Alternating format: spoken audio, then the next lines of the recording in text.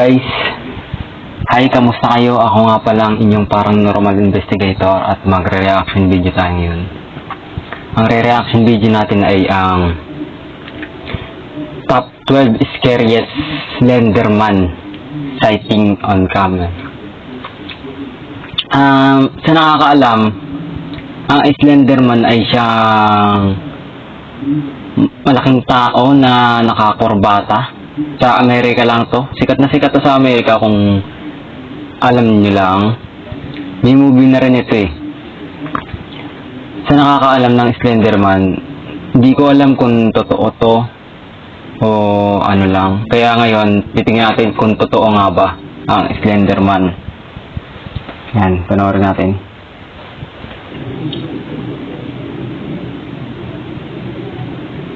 The roof of the shed. This places him at about 7 or 8 feet tall. His size, as the legends say.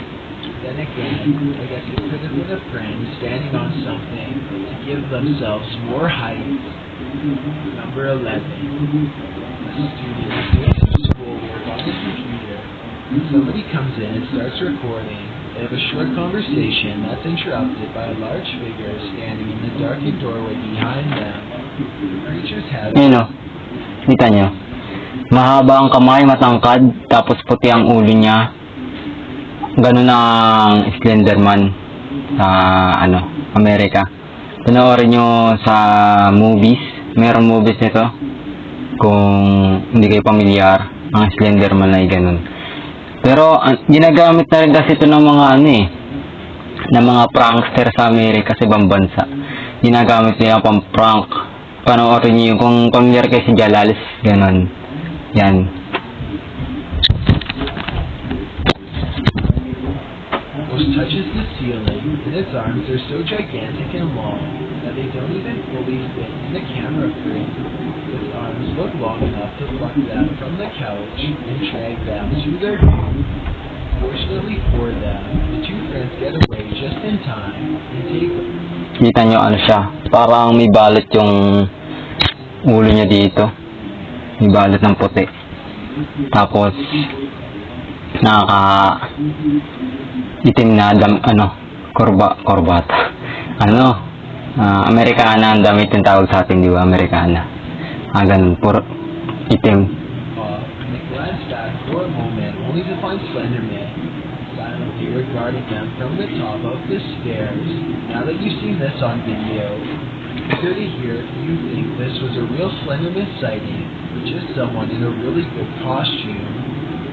Number 10. Yun nga, diba, sabi ni Chills, yung may-ari ng video, yung nire-reaction natin yun. Sabi nila, kung costume daw yun, napakagandang costume nun. Very good yung nag-prank kung sakali. I'm not sure where this short video comes from, but it's probably somewhere in Europe since they are driving on the left side of the road. The driver is traveling at a decent rate of speed when suddenly Slenderman descends upon them. It could just be a weird camera angle, but Slenderman looks extremely tall and lanky here. His limbs almost look too long to belong to a person. He's roughly half as tall as the light post he's standing. Ayan yung sinasabi ko sa inyong puti. Puti yung ulo, tapos, ayun, kita niyo naman yung damit. Ganyan, nakaka-Amerika ng itim, tapos matangkad siya. Mga siguro 8 feet yan. Dito sa atin, para sa atin, mga ganyang elemento, kapre, di ba? Matangkad. Sa kanila Slenderman. Kung ulitin ko, kung hindi kayo familiar sa Slenderman, panoorin niyo sa movies, sa YouTube, kung gusto niyo yung malaman kung ano yung Slenderman. Sikat na sikat yan sa ibang bansa. Yung ganyang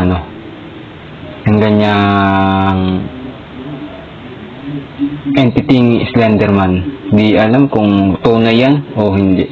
Kasi yan, ginagamit nga ng mga prankster sa ibang bansa yung costume ng Slenderman. Yan nga, baka lang yan baka lang yan, prank, prank kasi natabi na kalsada. Kasi usually alam ko sa Slenderman ay sa gubat. Kasi madalas sa gubat na nagpapakita. sa gubat. Di ba tulad ng couple sa gubat din? Yan, ganyan. Pero ito, tingin ko hindi eh. Kasi nasa kalsada eh. X2. So to me, this is either a mannequin or the real thing. Number 9. A YouTuber named Travis Andrew Barker and his brother were... Ito, ayun, napansin nyo. Sa may gitna ng dalawang ano. Sino to? Si Leonardo DiCaprio yan? Yung nasa Titanic? Nasa gitna nila, ayun.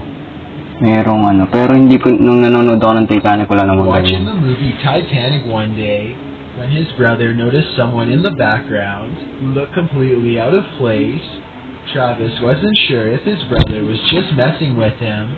Ayun o. Matangkad. Pero nung nanonood ako ng Titanic lang, base ko na napanood ng Titanic, wala namang ganyan eh. Wala namang ganyang, ano, nakita. But as it turns out, he was telling the truth after all. If you can see right there, we pause the movie and there's Jack and there's Rose.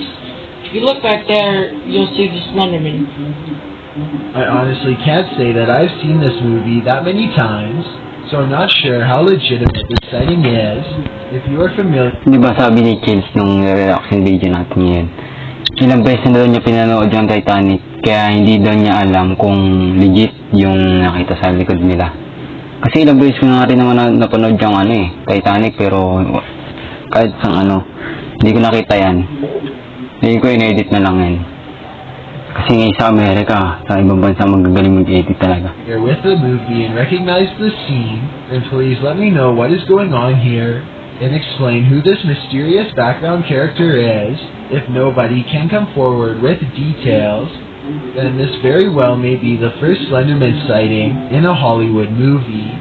Number 8. A YouTuber named Loathvan hears a knock at 4:30 in the morning. This has been going on for quite a while, and he's finally had enough, so he grabs his camera and heads out, and he films the outside scenery for a bit, and catches nothing but crickets chirping under a night sky, or so he thinks.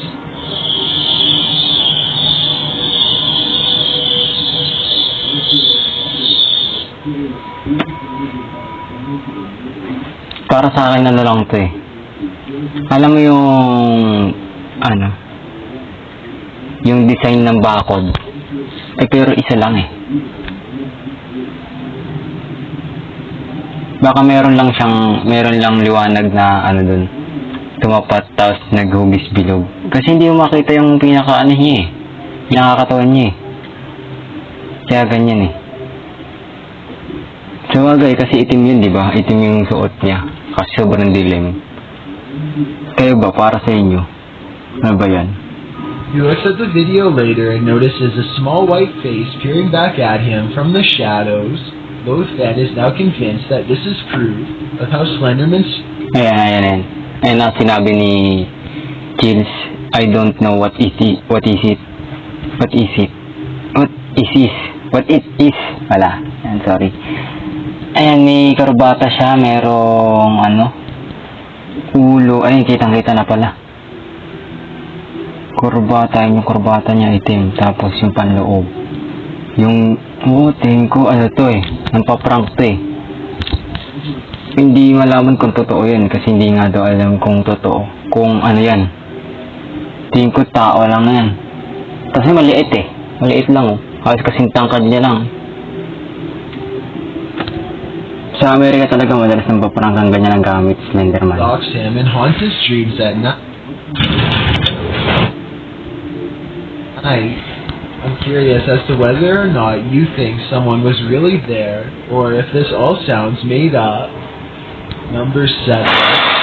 A YouTuber named Scariest thinks he saw a tall stranger rummaging around his property, so he goes into his house and grabs the phone to record with. He cautiously makes his way back to where he last spotted the intruder, and it isn't long before he finds him again. Actually, this time, it looked... Tingin ko ano lang yun, paprank na lang din yun. Kasi maaga eh. Napakaaga niya. May nahanap daw na pusa, sabi. Sighting eh. When something. ganun, hinahanap, pero ang iba nakita niya. Tingin ko nung paprank yun, Mag. Looks like Scaredy Cat is the one who is discovered instead of the other way around. So I'm not sure. I'm going to try and capture it on tape now. Okay. A humanoid creature appears to be staring directly at him. Tingin ko ano lang yan, na hindi talaga alam na nag-video na meron doon. Tapos yun ang paprank, kasi nga, yun ang paprank ka sila. Kahit maga ng paprank na sila. Yun yun naman. Oh. Halatang ng paprank eh. Pero kung dito nila igawin yan, sa gubat, matatakot, oo. Pero dito, kasi ganyan, maga. Malamang babatuhin pa yan eh. Babatuhin yan. While remaining completely motionless, Scaredy Cat goes running down the street screaming for his life. His reaction sounds pretty genuine, but I'm not sure if this was a real sighting or not. It almost looks like a mannequin that someone could have put out there as a joke. Para daw kay Chills yung reaction natin. Ano daw yan, mannequin, para sa kanya mannequin. O kaya joke, prank, ganun o nga. Talaga, kasi sa Amerika, ganyan ginagamit talaga nila pang prank yan.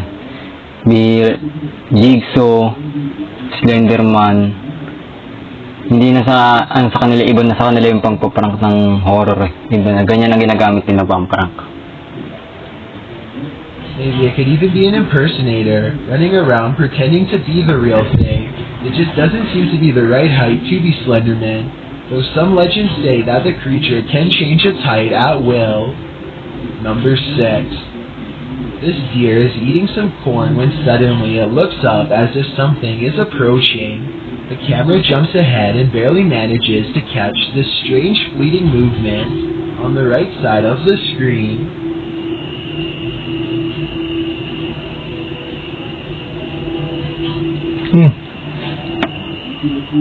Nakita niyo, may itim na dumaan sa migilid. Dito maniniwala pa ako kasi gubat, tapos gabi, tapos CCTV lang yung gumagana.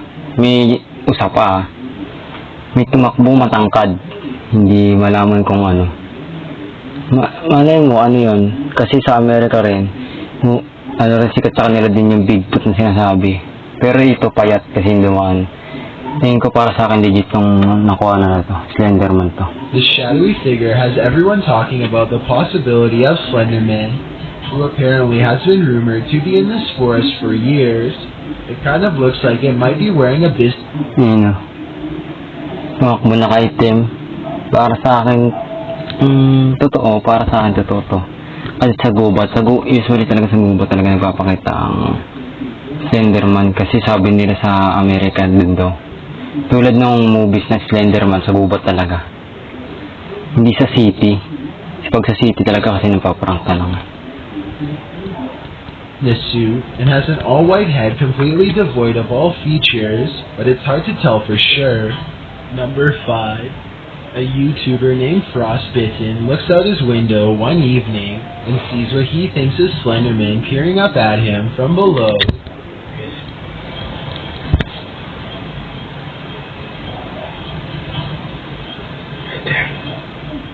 You can see it much better when he moves away from the screen door.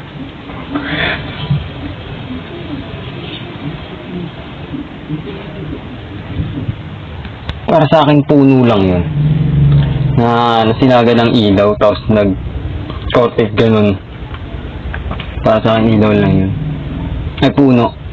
Kasi sabi nga ng Kills Food, tree.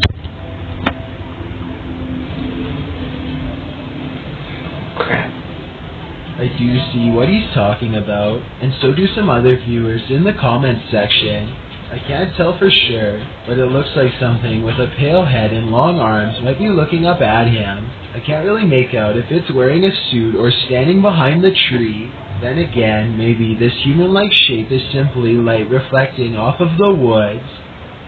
Let me know if you can see what Frostbite... Diba sabi niya, reflecting light, ano? Ano ba itong sinabi? Reflection, reflection lang daw sa puno. Is talking about, and if you agree with him or not. Number 4. Imagine going out for a relaxing day on the beach and seeing this mysterious figure Ito para sa akin, tao lang to. Ay, tangina maaga tapos nasa dagat pa. Nakapinin sa dagat.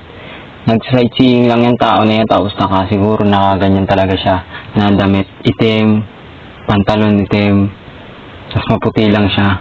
Tapos malayo ko yung camera. walking just a couple of miles away.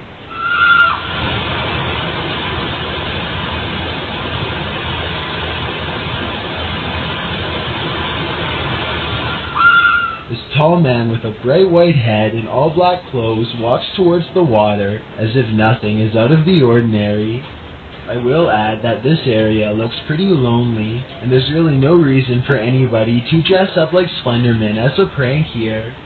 It's too bad the person filming wasn't able to get any closer, though I can certainly respect their desire to keep as much space as possible. Number 3. This surveillance footage looks like it was taken on an academic campus of some sort. The security camera is glitching out and skipping frames, which is supposed to be a clear indication that Slenderman is near. Look closely here, and you can see a transparent figure in the upper left. Then, without warning, a tall figure is suddenly looming over a young boy. Slenderman yanks the boy high into the air by both arms. Para sa akin, ano lang yun. Nagano lang siya. Prank. Prank lang yun. Video quickly cuts off. I noticed in the bottom right corner that this camera was marked camera 01, but I wasn't able to find footage from any of the other cameras. If somebody recognizes this location, then maybe we can do some more precise investigating and get to the bottom of this mysterious sighting. Number 2. A group of friends are recording themselves lifting weights and basically Number 2 na tayo, guys. Sa hindi nakakilala sa akin, ako nga pa lang yung parang normal investigator. Reaction tayo ngayon ng 12 Scariest Slenderman sighting. Camera on tape. Bali, parang dapat na lang Top Scariest Slenderman. Pwede rin kung totoo siya. Kasi si Chills yung nireaction natin yun. Hindi talaga siya naniniwala sa ibang nakunan. Kasi nga iba nga prank, tapos manikin, ganun. just joking around in a small gym. The situation suddenly becomes very serious when one of them leaves the room and then comes rushing back to bang on the glass for help. They ain't gonna pick you up. No way. What? Is he? Where are you going? A tentacle-like appendage seems to wrap around their friend's waist and pulls him May humihila daw dun sa may lalaking nasa labas. Mahaba daw ang kamay. away. The group goes outside and searches for their friend Nathan, but he has vanished. Then another friend goes missing too. There. I couldn't count as well.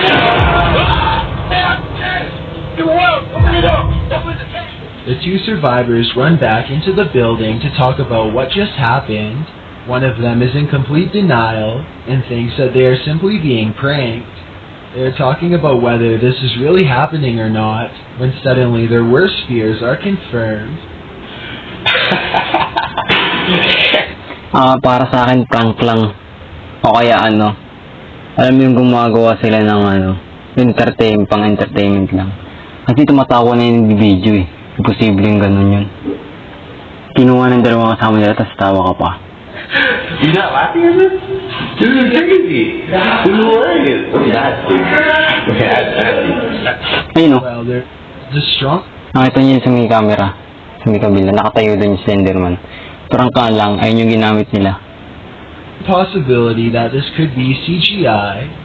The uploader has not come out and said that this was a short film. Instead, they insist it's real. Most of the people in the comment section agree that this is authentic, but I'd definitely like to hear what you think before we get to number 1. Diba? Yun nga yun. Meron pa tong Yun ito sa number 1. Para sa akin, prank lang talaga yun. Pang entertainment lang nila yun.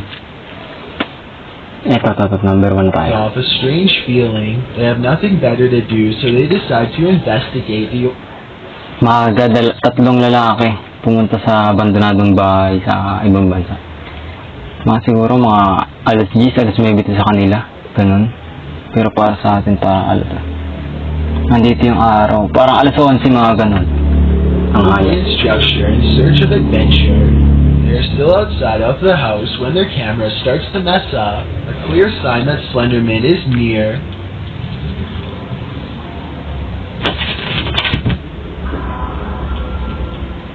They don't think much of the electronic disturbance and continue to poke around the perimeter. Eventually, they find a doorless entrance and step inside, and that's when things go terribly wrong. Something bad seems to have wrecked this house. It's trashed from the inside, and a part of it has collapsed in ruins. They aren't in there for long before they decide they've seen enough and want to leave. But when they go for the exit, something I know. is for them. Nakita niyo ba dumungo siyang ganun, yung Slenderman? Maaga. Prank lang to.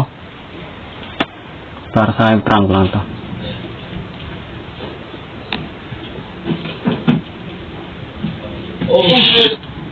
You know, pero kahit prank kaya, nakakatakot talaga yan. Kasi wala kang alam. Tapos tatakutin ka ng ganun sa abandonadong bahay pa. Slenderman reaches for them, and the sound cuts out on the camera as they scramble for a different exit. They barely make it out alive, according to many believers. So ayun, tapos na ang ating reaction video. Please like, comment, and share, and subscribe. Ako nga pala inyong parang normal investigator. At tapos na ang ating reaction video. Bye-bye! So yun, tapos na ang ating video. Magsha-shoutout na tayo. Nangunguna si Boss Kent. Pangalawa, si Cas Mendoza at si Ma'am Imelda Basquines, Ate Paula Guardia, Ate Joan Bostillos at si Ate Joy, Mga Kalbot TV, tsaka si Black Ghost TV at si Black Boss, tsaka si Chef Pau, Ate Chacha at si Yasmin F, si Ma'am Cuisine, tsaka si Boss Eric, Madam Ernie at David Balingit, Shane Min Jimenez, JB Balsa at Brother Nad Moseros, Jason D at Miss B, Mami Chills Mix, Mami Michelle, Nicole at Blight. Yan lang po ang mga nasa premiere natin madalas. Yun lang po ang na-shoutout natin. Bye bye!